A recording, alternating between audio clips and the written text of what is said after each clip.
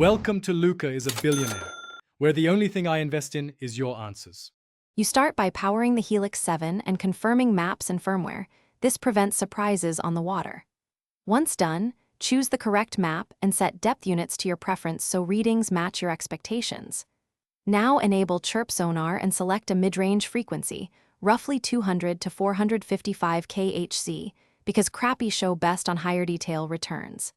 Make sure sensitivity is moderate. Too high creates noise. Too low hides targets. This gets you actionable sonar returns immediately. Once you have clean returns, switch to down and side imaging as needed, then zoom into 1/4 to 1/2 of the depth window so structure and fish become distinct. You'll see small arches or tight suspended dots. Mark those using waypoints and follow them while drifting or trolling slowly.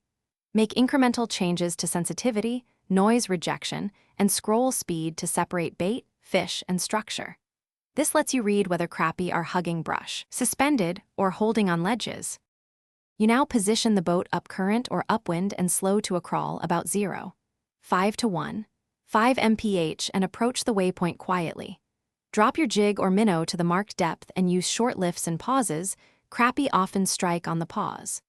If returns suddenly disappear, first reduce sensitivity to cut clutter, then verify transducer angle and secure mount.